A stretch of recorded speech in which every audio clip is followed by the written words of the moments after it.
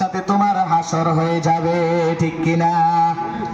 এই হিসাবে আল্লাহ রাব্বুল আলামিন বলেন, মুসলমান শোনো, তোমাকে রাস্তা দেখাবে দুটো জিনিস, একটা হলো কালামুল্লাহ, একটা হলো আমি আল্লাহর কালাম।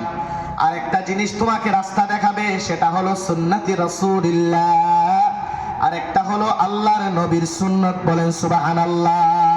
এই দুইটা জিনিসের সমন্বয়ে মুসলমানের জিন্দেগি বসর করতে হবে, এর দ্বিতীয় কোনো রাস্তা নাই।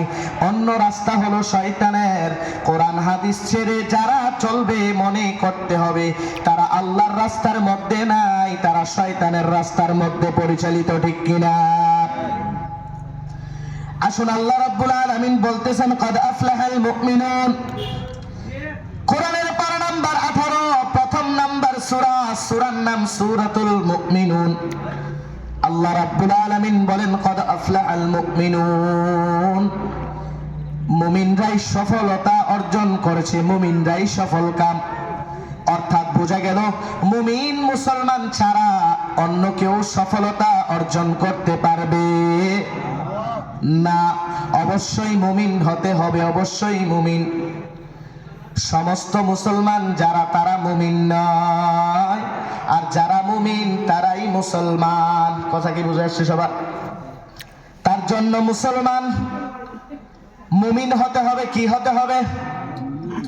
এবার আসুন, আল্লাহ রাব্বুল আলামিন বলেন, ফামান যুহজিহা আনিন নারি ওয়া উদখিলাল জান্নাতি ফাকাদ ফাজ। পৃথিবীর জমিনে তোমার যদি গাড়ি বাড়ি থাকে, নারী থাকে, অর্থ সম্পদ থাকে, তাহলে তুমি সফলতা অর্জন করতে পারো নাই। যদি তুমি লক্ষাধিক বাড়ি গাড়ির মালিক হও, তারপরেও তুমি সফলতা অর্জন করতে পারলা না। তার কারণ হলো এইগুলার মধ্যে আল্লাহ তাআলা সফলতা রাখিনি। সফল কাম মুমিন মুসলমান তখন হবেন যখন ময়দান মাহশারে লক্ষ লক্ষ মানুষের সামনে হিসাব নিকাশ হওয়ার পর তুমি জান্নাতি বলে ঘোষণা হবে, তখন তুমি সফলতা অর্জন করতে পারবে। বলেন সুবহানাল্লাহ। এছাড়া সফলতা অর্জন করার অন্য কোনো রাস্তা নাই। এবার আল্লাহ রাব্বুল আলামিন বলেন, কদ আফলাহাল মুমিনুন। অবশ্যই মুমিনরাই সফল কাম, মুমিনরাই সফলতা অর্জন করেছেন, অবশ্যই মুমিনরাই সফল কাম। কদ আফলাহাল মুমিনুন। এবার আমরা যারা এখানে আছি, আমরা সকলে মুমিন হয়ে মরতে চাই কি চাই না?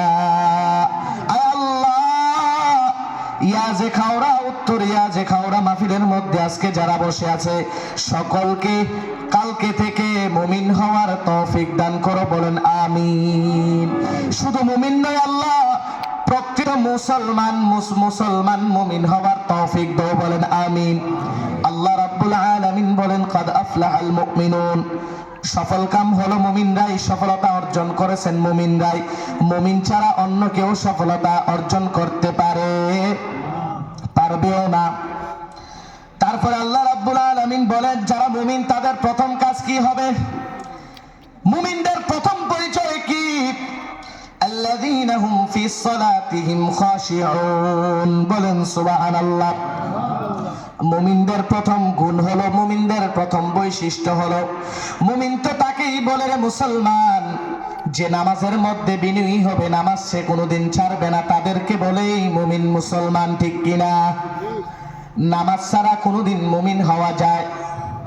নামাজ ছাড়া কোনোদিন মুমিন হওয়া যাবে?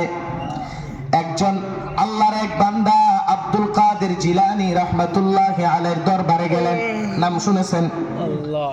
বড় পীর যাকে হিসাবে আমরা চিনি, আব্দুল কাদের জিলানী রাহমাতুল্লাহি আলাইহি,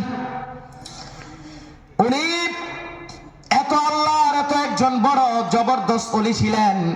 ওনার দরবারে একজন ওনার মুরিদ গেলেন, একজন বান্দা গেলেন, গিয়ে বলতেছেন, হুজুর আমার সন্তান নাই, আপনি আমার জন্য দোয়া করেন যেন আমার একটা সন্তান হয়।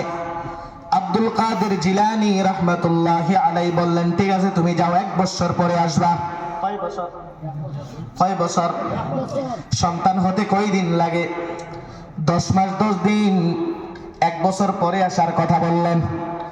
পুনরায় যখন 1 বছর পরে আসলেন, যে মুসলমান ওনাকে জিজ্ঞাসা করা হলো, বলো তোমার সন্তান হলো কিনা? বলে হয়।